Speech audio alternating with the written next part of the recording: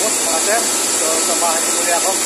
Meron po ulit tayong pag-aaralan regarding dito sa ating tube ice.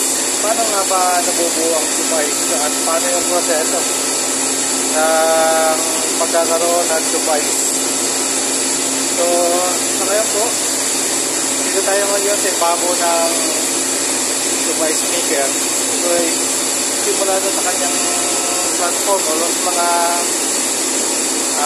ano po ito, ang taas, mga 10 to 40 meters ang height. So, narito tayo sa ibabaw para ipakita ko lang sa inyo ano ba yung proseso o yung process sa paggawa ng ating tube ice, yung malamig na tube ice na ginagamit natin sa araw-araw. So, narito po yun. So pag nag-engine po, nakikita niyo po yung ating diesel. Meron po siyang water dito, may tubig po ito. Then yung mga kulay po, puti na po yan, yan po yung tinatawag na shower nozzle. Siya po yung nagko-control ng daloy ng tubig doon sa kanyang tube, sa mga tube na yan. Bawat isang nozzle yan ay mayroon isang tube. Bawat isang nozzle ay isang tube din po ang kasabas niya. So, ang tube niyan, yung tubo niyan ay simula dito sa babaw ng nozzle nito hanggang doon sa ilalim. So, almost mga 7 meters po yung haba niyan.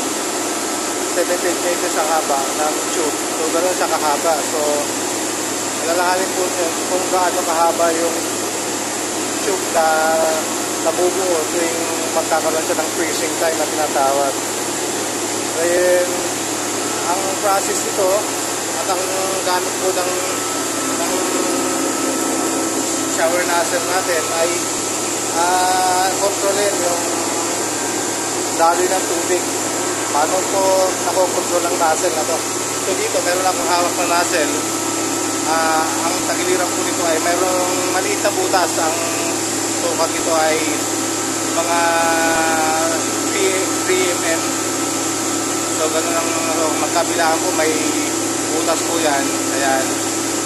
Then yung haba po ng nozzle, naka-reduce po siya into ½ inch. Then yung pinakadulo niyan ay mayroong pong butas. So ayan, so may butas po siya. So makikita nyo dito, yung mga nozzle may butas yung ibabaw. So maliban sa tagiliran na dalawang butas, sa ibabaw ng nozzle ay mayroong yung butas. Ang purpose naman po dito,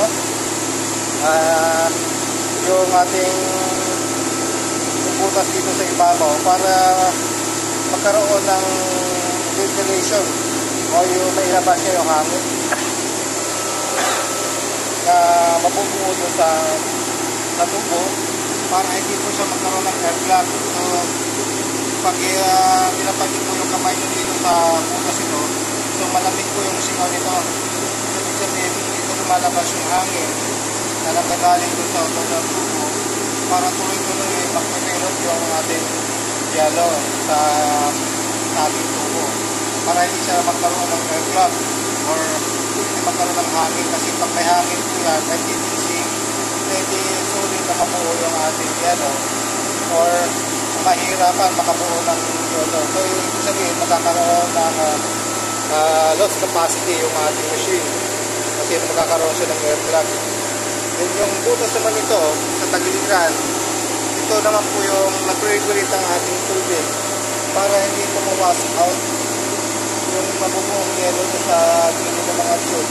Kasi kung tanggal po ang nozzle na ito, kung diretso lang po sa tubo, so nakatanggal po siya, so mas mabilis ang daloy ng tubig. So ibig sabihin, makabuo sa atin matagal siya makabuo ng yelo. So mahihirapan makabuo tayo ng yelo.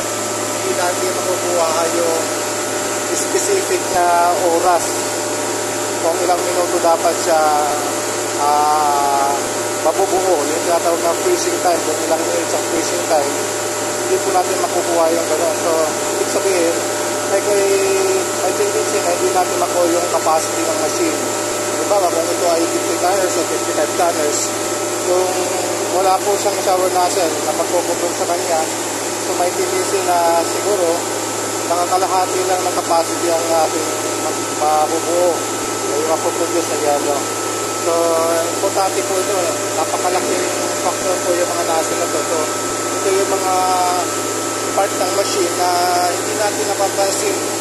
So mas madalas nakikita lang natin yung kabuo ng machine, pero dito sa loob nito meron pa ko lang mga parts na nagko-contribute para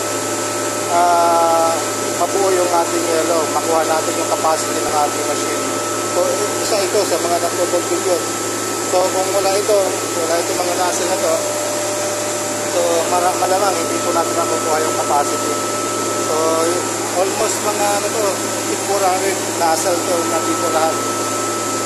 So marami dito, marami mga nasal to.